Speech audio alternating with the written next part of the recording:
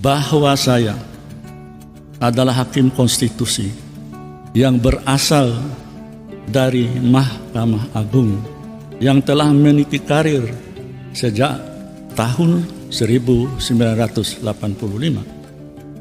Artinya, sudah hampir 40 tahun saya menjalani profesi hakim, baik sebagai hakim karir di bawah Mahkamah Agung maupun hakim di Mahkamah Konstitusi sejak tahun 2011, dan telah saya jalani tanpa melakukan perbuatan yang tercela. Saya tidak pernah berurusan dengan komisi yudisial atau badan pengawas Mahkamah Agung, juga tidak pernah melanggar etik sebagai hakim konstitusi sejak diberi amanah pada tahun 2011. Menjatuhkan sanksi pemberhentian dari jabatan Ketua Mahkamah Konstitusi kepada hakim terlapor. 3. Memerintahkan Wakil Ketua Mahkamah Konstitusi untuk dalam waktu 2 kali 24 jam sejak putusan ini selesai diucapkan, memimpin penyelenggaraan pemilihan pimpinan yang baru sesuai dengan peraturan perundang-undangan. 4. Hakim terlapor tidak berhak untuk mencalonkan diri atau dicalonkan sebagai pimpinan Mahkamah Konstitusi sampai masa jabatan hakim terlapor sebagai hakim konstitusi berakhir. 5. Hakim terlapor tidak diperkenankan terlibat atau melibatkan diri dalam pemeriksaan dan pengambilan keputusan dalam perkara perselisihan hasil pemilihan presiden dan wakil presiden, pemilihan anggota DPR, DPD dan DPRD, serta pemilihan gubernur, bupati dan wali kota yang memiliki potensi timbulnya benturan kepentingan.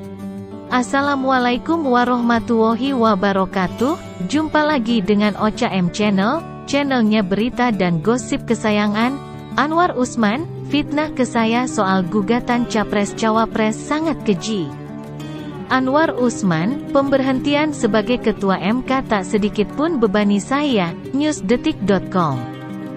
Anwar Usman merasa difitnah dalam penanganan perkara nomor 90-21/2023 tentang batas usia Capres-Cawapres di Mahkamah Konstitusi atau MK. Dia menyebut fitnah itu tidak berdasar. Fitnah yang dialamatkan kepada saya, terkait penanganan perkara nomor 90-21/2023, adalah fitnah yang amat keji.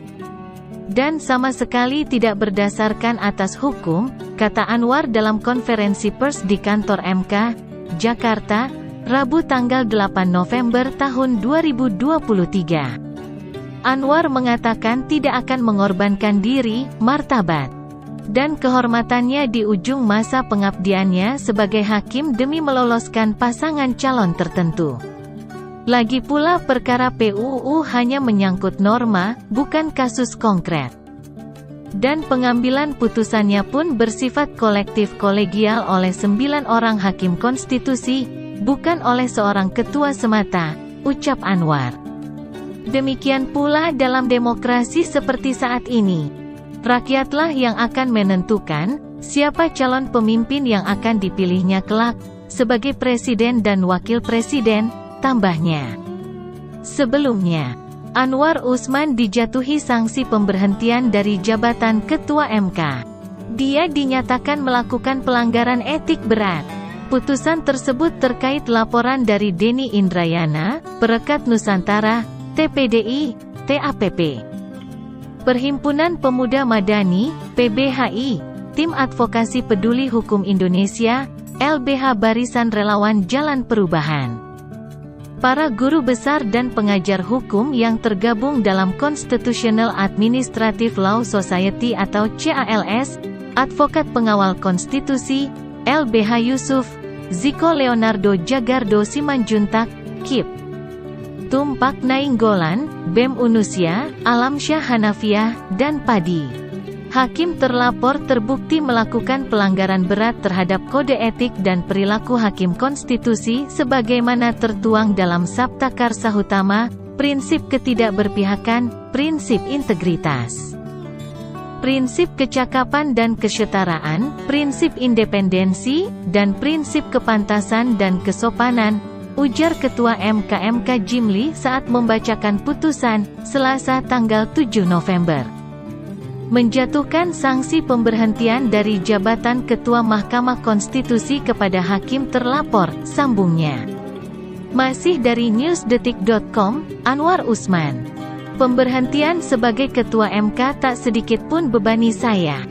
Anwar Usman merasa jadi objek politisasi usai diberhentikan dari Ketua Mahkamah Konstitusi atau MK oleh Majelis Kehormatan Mahkamah Konstitusi atau MK. Namun, bagi Anwar, pemberhentian tersebut tidak sedikit pun membebaninya. Sejak awal saya sudah mengatakan bahwa jabatan itu adalah milik Allah Subhanahu wa Ta'ala, Tuhan Yang Maha Kuasa.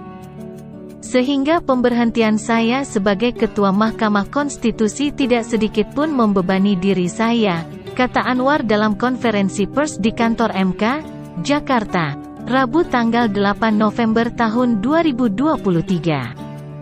Anwar percaya di balik peristiwa ini akan ada hikmah yang besar. Namun dia akan meluruskan berbagai hal agar masyarakat memahami tentang apa yang sesungguhnya terjadi. Saya yakin dan percaya bahwa di balik semua ini insya Allah ada hikmah besar yang akan menjadi karunia bagi saya dan keluarga besar saya, sahabat dan handai taulan dan khusus bagi MK, Nusa dan bangsa, ucap Anwar.